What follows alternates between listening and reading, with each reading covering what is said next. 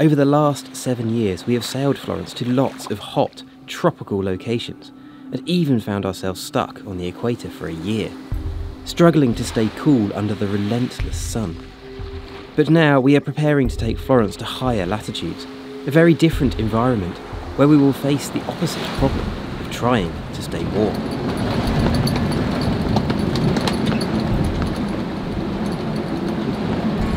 The first step in our battle to stay warm is to add insulation to Florence's hull, where there currently is none. But doing that proved to be a much bigger job than we anticipated.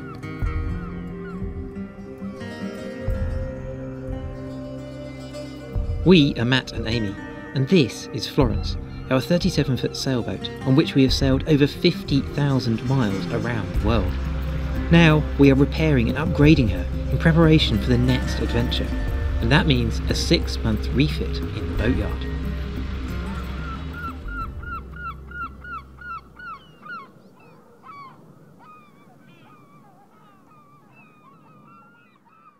Welcome to our beautiful bedroom on Florence, which isn't looking too beautiful at the moment, and that is because we are starting one of the biggest jobs we've got to do this winter, which is to prepare Florence to go into colder waters. Now, Florence is an old boat. She was built in 1985, and she was built out of solid fiberglass on the sides, which means we don't have like a balsa core like some of the more modern boats do. The fact that we don't have a balsa core is good in a lot of ways, because there's less problem of having it damaged and it soaking up water, but it means that we don't have as much insulation, because that balsa core does provide a fair bit of insulation.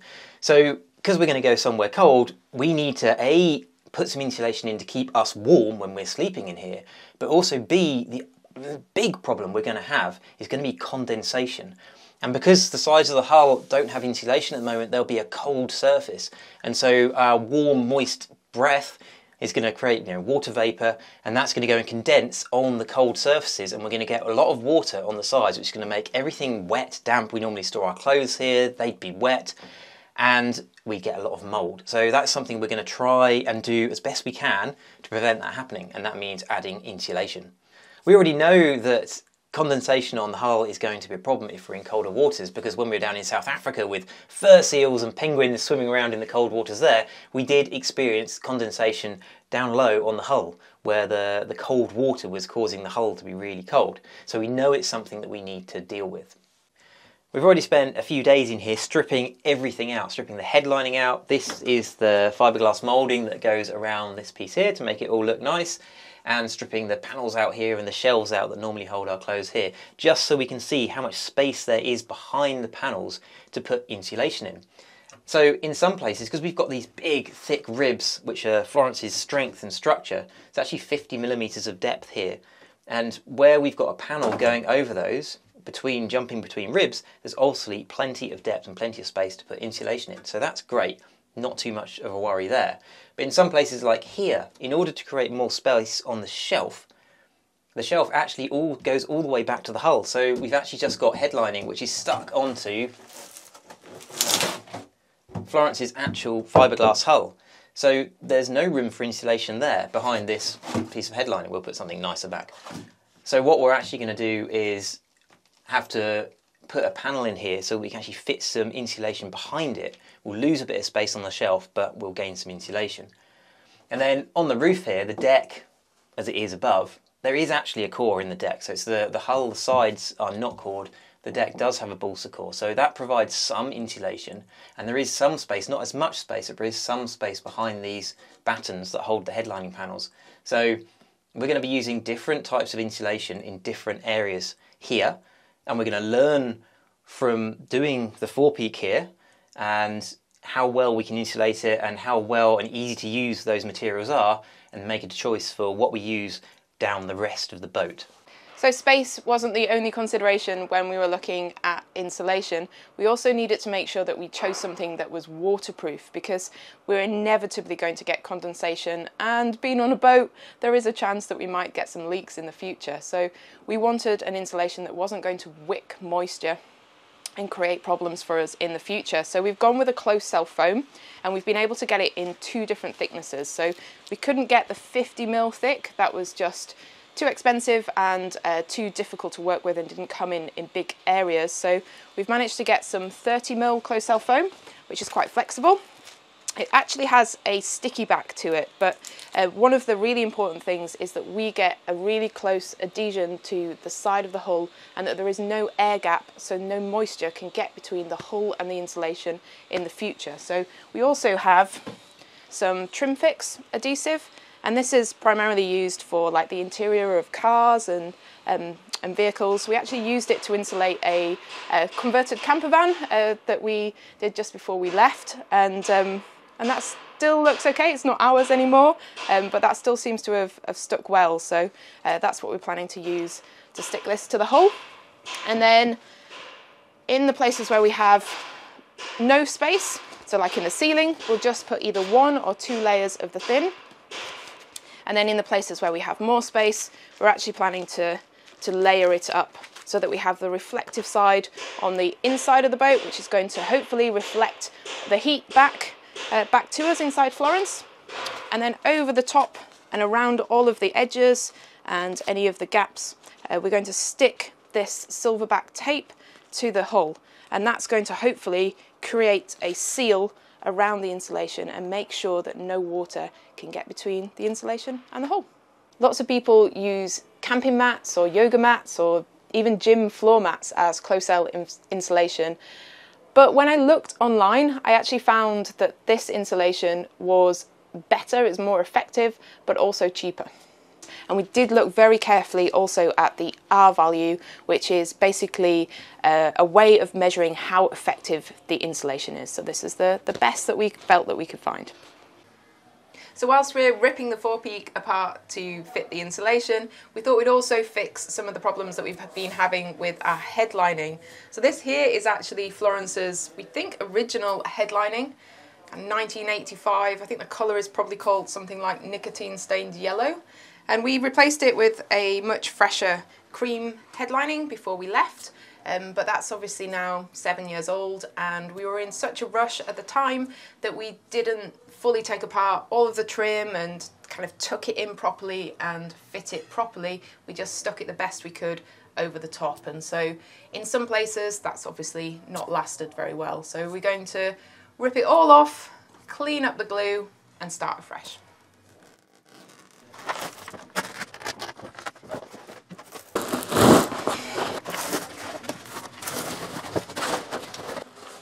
So this is the old headlining and the much fresher cream.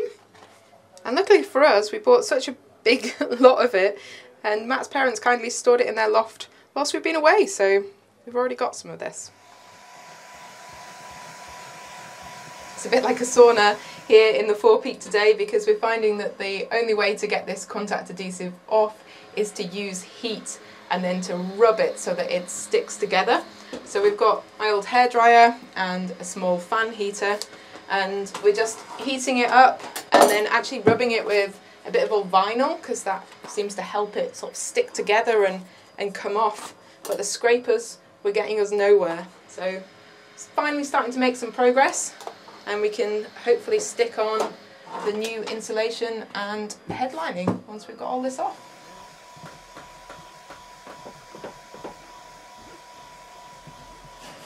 I'm really happy with how effective that's been, because I was expecting this job to take us the entire day, and we're not quite finished yet, but between the two of us we've pretty much got this bulkhead clean and ready for new headlining in just 2 hours.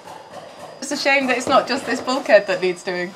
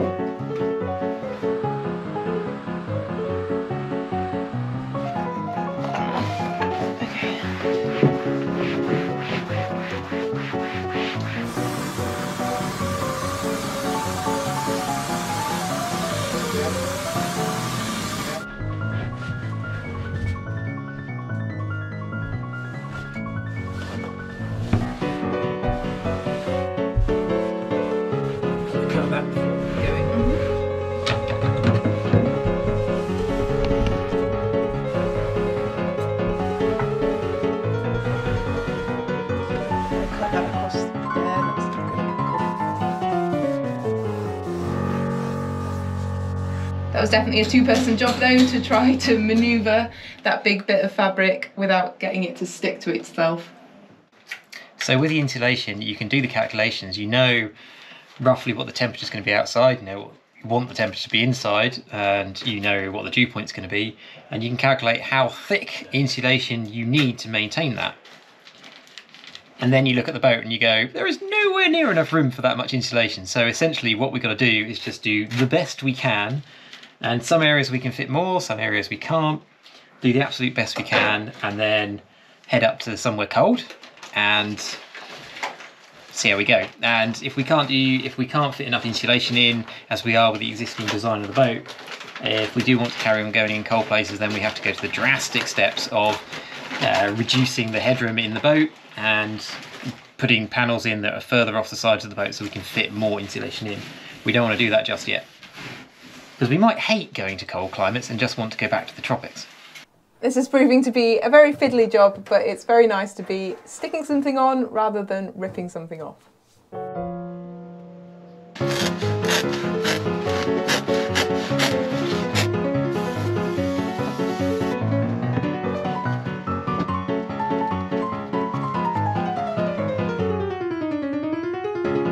Florence's structural ribs are already filled with foam. We actually drilled in and checked, and that would provide some insulation in that area, although we are aware that the fiberglass around them will make a bit of a thermal bridge and could cause a problem.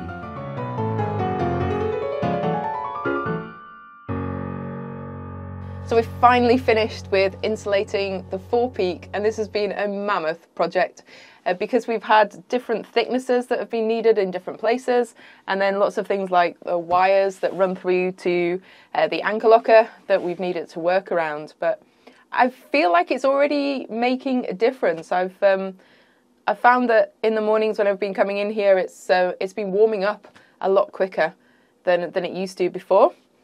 But the job isn't yet fully finished, so we need to cut back the headlining panels and change the sizes of those, because now we've got the insulation in place, they might not fit. Also the shelves that sit on here, and I need to recover all of the headlining panels as well so that we can't actually see this insulation. We've actually even had this fiberglass combing down. We did that right at the very start, and we've insulated behind here as well, and all in the roof, so we can put all of the headlining panels back there too. Before we could recover the panels for the forepeak, we had to remove the old headlining and the old glue. I found that the orbital sander with 60 grit sandpaper managed to remove the glue, but it was slow going. I wish that I could have speeded it up like this in real time. Then finding a large enough clean and clear space on board to glue the new headlining onto the panels was a challenge. So after this one, we took the panels home and glued them on Matt's mum's kitchen floor. So our forepeak is finally back together.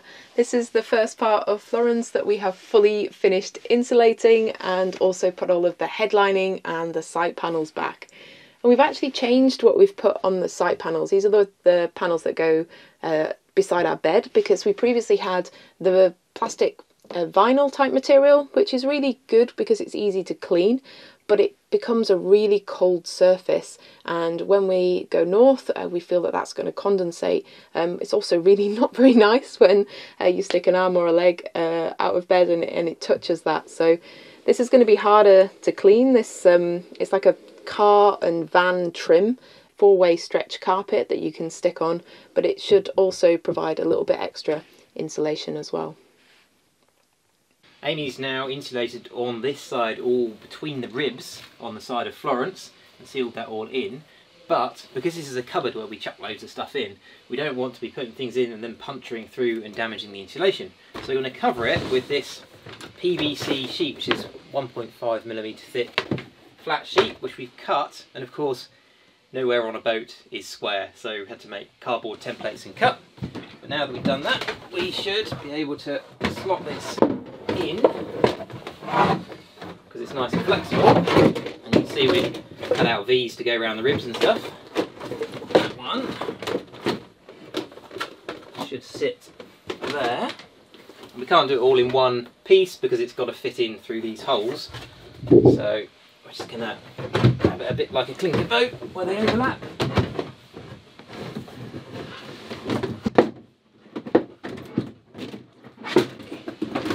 That one will nicely go in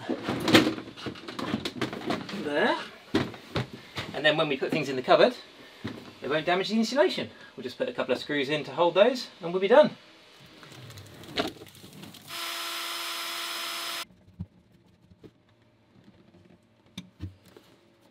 That's turned out a lot neater and better than I thought it would. Before we didn't have any backing in here at all, it was just the bare hull. So there was more space because it wasn't taken up with insulation or backing, but when you put things in there, because they're up against the bare hull will be a cold surface when we go north, so it could condensate and we'll get water drops on it, so anything in here would have got wet. Now, hopefully, we can use the locker, although it's a tiny bit smaller, things will stay dry in there. Insulating here in the saloon, on the roof, we have got a problem. There is not really enough room. On the sides, there is a decent amount of thickness, and we've managed to get 40mm of insulation in. But here, mainly because I'm too tall, there is not enough headroom. The ceiling panels actually just screw straight onto the fiberglass here.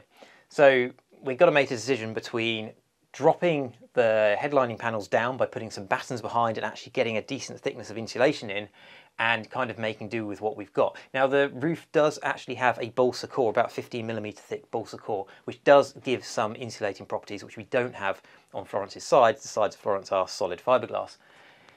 But it's probably not going to be enough. So where we can fit some insulation in, we've put this 10mm stuff through, and there are areas where we've managed to get a decent amount in. But where the headlining panels just go straight up against the fiberglass, we're just going to put in some of this foil back bubble wrap, which I think does rely on there being a gap between it and the headlining panel to reflect the heat, which we're obviously not going to have in a lot of places. So this is kind of better than nothing, we hope. And we'll just see if next winter we need to come back and put some battens in, drop the height of the headlining to allow for some proper insulation. But for now, we'll just see how this goes. We're also just going to tape this bubble wrap in place rather than stick it completely with spray glue in case we do decide we need to take it off next winter and do something better. Once we had all of the panels off, adding the insulation to the roof was much faster and easier than insulating the sides, because we could actually put in large sheets rather than having to make intricate shapes to fit around Florence's structure. It was also easy to cut around the hatch once it was in place.